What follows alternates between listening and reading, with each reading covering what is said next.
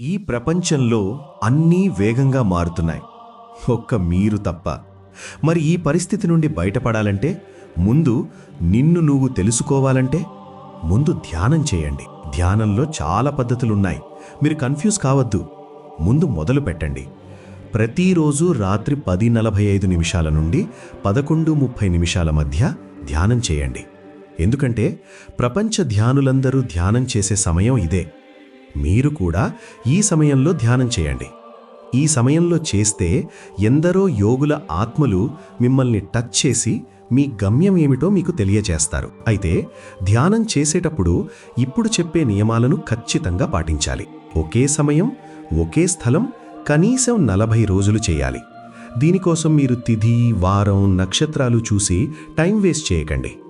ముందు మొదలు పెట్టండి. ఈ రోజే మొదలు పెట్టండి.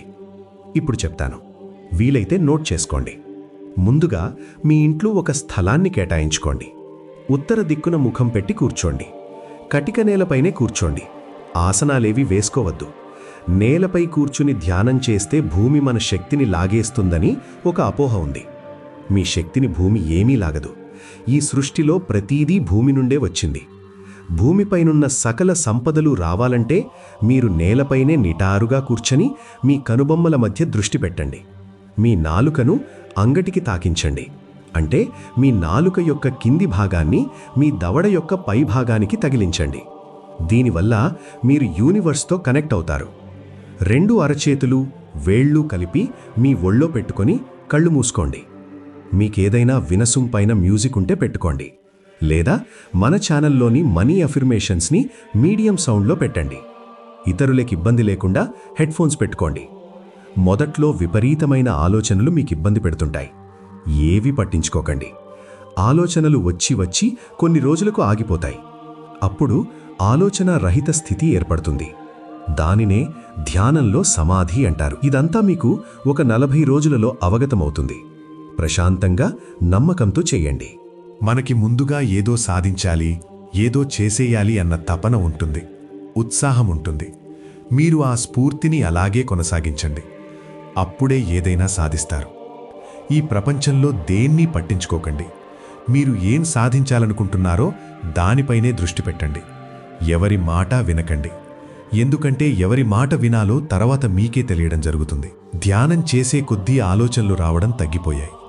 దాన్నే ఆలోచనారహిత స్థితి అంటారు. ఈ ఆలోచనారహిత స్థితి తరువాత కొన్ని రోజులకు మెల్లిగా ఒక బిందువు కనిపిస్తుంది. Yellow, white mixing. దాన్ని గమనిస్తూ ఉండండి. గమనిస్తుంటే అది ఎరుపు, తెలుపుగా మారుతూ ఉంటుంది. దాన్ని అలాగే చూస్తూ ఉండండి. అది పెరిగి ఒక తెలుపు రంగులో పెద్దదై ప్రయాణం చేస్తూ మాయమవడం జరుగుతుంది. ఇక్కడికి మీరు ధ్యానంలో ఒక చిన్న స్థాయికి చేరుకున్నట్టే. ఇంతకంటే ధ్యానంలో ఉన్నతమైన స్థాయిలు చాలా ఉన్నాయి. వాటిలోకి వెళితే యోగిగా మారతారు. మనం గృహస్థులం కావున మనకది అవసరం లేదు. మన ఈ చిన్న స్థాయితో మన జీవితంలో ఎలాంటి అద్భుతాలు సృష్టించాలో మనం తెలుసుకుందాము.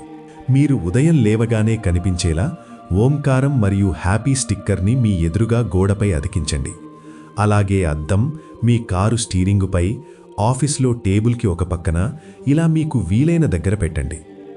పక్కమీంచి లేవగానే వాటిని చూస్తూ చెప్పండి, నేను చాలా సంతోషంగా ఉన్నాను, నేను చాలా ఆరోగ్యంగా ఉన్నాను అని. చాలామంది ఇతరులకు సాటిస్ఫై చేయడానికి జీవిస్తుంటారు. కానీ మీరు మీ కొరకై జీవించండి. మీకోసం మీరు ఈ 5 పాటించండి. ఉదయం సూర్యోదయం లోపే మేల్కొనండి. స్నానం కాగానే సూర్యునికి నమస్కరించండి. ప్రతిరోజు ఆవుకి లేదా పక్షులకి ఆహారం పెట్టండి. నుదుట ఖచ్చితంగా కుంకుమ ధరించండి. ధ్యానం ప్రతిరోజు చెయ్యండి. మీరు వీటిని నియమాలుగా పెట్టుకోండి. త్రికరణ శుద్ధిగా ఉండే నమ్మకంతో ధ్యానం చెయ్యండి. మీ అంతర్ప్రపంచపు ద్వారాలు తెరవండి. అక్కడ మీకోసం ఎంతో ధార్మికమైన సంపద మీకోసం వేచి ఉంది. మీకు మీరే గురువు. ఎవరో వచ్చి ఉద్ధరిస్తారని అనుకోవద్దు. గురువనేవారు మీ జీవితపు మజిలీలో కొంతవరకు మాత్రమే. మీ జీవితం మీ చేతుల్లోనే ఉంది. మీ ఆలోచనలు మీ యొక్క ఉన్నతికి సోపానాలు. మీ ఆలోచన తీరుబట్టి మీ జీవితం ఉంటుంది. మీరు ఉన్నతమైన ఆలోచనల వైపు అడుగులు వేయండి. ప్రకృతి సహకరిస్తుంది. ఏ మాత్రం అధైర్యపడద్దు. మీ వెనకాల ఆ విశ్వశక్తి ఉంది, మిమ్మల్ని ముందుకు తీసుకెళ్తుంది. 2026లో మెడిటేషన్లో ఒక స్థాయిని సాధించండి.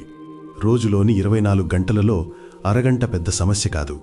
రోజు 30 నిమిషాలు, నెలకి 15 గంటలు, సంవత్సరానికి 180 గంటలు. ఇన్ని గంటలు ఒక సబ్జెక్టుపై దృష్టి పెడితే మీరు సాధించలేనిది ఏముంటుంది చెప్పండి? సో నేను మీకు చెప్పేదొక్కటే, మిమ్మల్ని మీరు గాఢంగా ప్రేమించండి, గౌరవించండి, ఆరాధించండి. మీరు సృష్టించేదానిని ప్రేమించండి. పరిశుద్ధమైన పవిత్రమైన ఎమోషన్స్తో కలలు కనండి. జీవితంలో పురోగమనం చెందుతారు. మీరు ఏదైతే కావాలనుకుంటున్నారో దాన్ని ధ్యానంలో ఇంతకు ముందు చెప్పినట్టు ఎరుపు తెలుపు కాంతికి చెబుతూ పోండి. అవన్నీ నెరవేరినట్టు ఊహించండి. అవి మీ ముందు ఆవిష్కృతమవుతాయి. ఇది నిజం. జీవిత ప్రవాహం ప్లస్ చైతన్య పరిణామం ముందుకే పురోగమిస్తుంది, కానీ తిరోగమించడం జరగదు. పురోగమనమే విశ్వపు సిద్ధాంతం, నమ్మండి. ఇప్పటి మీరు ఫాలో అవుతున్న మెడిటేషన్ కూడా ఖచ్చితంగా చేయండి. అప్పుడే ఫలితాలు శీఘ్రంగా కనిపిస్తాయి. మీ జీవితంలో అర్థం కాని సమస్యలు, సవాళ్లు వచ్చినప్పుడు భయపడకుండా కొందరి మహానుభావుల కథలు చదవండి. వీటి వల్ల మీకు సమస్య చిన్నదిగా కనిపిస్తుంది, అలాగే ఎదుర్కొనే శక్తి వస్తుంది. మీకు ఆధ్యాత్మికపరమైన డౌట్స్ గనక ఉంటే ఒక యోగి ఆత్మకథ పుస్తకం చదవండి. జీవితంలో అర్థం కాని సమస్యలు ఎదురైతే ఆర్య చాణక్య చదవండి.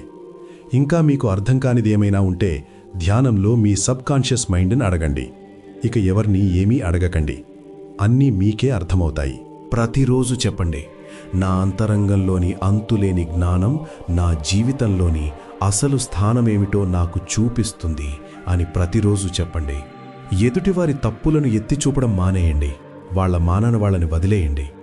మన లక్ష్యం వేరైనప్పుడు సమాజంలో జరిగే చాలా విషయాలు మనకు అవసరం లేదు, కానీ మనం అన్నింటిలో కలుగజేసుకుని దూరిపోతాం. ఇది మన మనుగడను దెబ్బతీస్తుంది. మీ మనస్సుకున్న సృజనాత్మక జ్ఞానానికి అన్నింటికన్నా ఏది మంచో బాగా తెలుసు. కావున మీ మనసు యొక్క మాట వినండి, అది చెప్పినట్టే చెయ్యండి. 1. మీ మనస్సుని ప్రశాంతంగా ఉంచుకోండి. శరీరాన్ని స్థిరంగా ఉంచండి. మీ శరీరాన్ని రిలాక్స్ అవ్వమని చెప్పండి. అది మీ మాట వినాలి. దానికంటూ వేరేగా కోరిక, చొరవ, ఆత్మచేతన ఉండవు. 2. మీ ధ్యానాన్ని సమాయత్తం చెయ్యండి. మీ సమస్యకు సమాధానం వెతుక్కోవడంలో మీ ఆలోచనను కేంద్రీకరించండి. 3. మీ సబ్కాన్షియస్ మైండ్తో సమస్యను పరిష్కరించడానికి ప్రయత్నించండి. 4. పరిష్కారం దొరికితే మీకు ఎంత సంతోషాన్ని కలిగిస్తుందో ఆలోచించండి. 5. సంతోషం, తృప్తి నిండిన మీ మానసికావస్థలో మీ మనస్సుని కాసేపు ఉండనివ్వండి. తరువాత నిద్రలోకి జారిపోండి. ఇలా ప్రాక్టీస్ చేయండి. జీవితంలో ఏం చెయ్యాలో ఏం చెయ్యకూడదో మీకు మీ సబ్కాన్షియస్ మైండ్ నుంచి అత్యుత్తమ సమాధానం దొరుకుతుంది. Thank you for watching. ఈ వీడియోకి లైక్ అండ్ కామెంట్ చేసి సబ్స్క్రైబ్ చేసుకోండి. Universe bless you.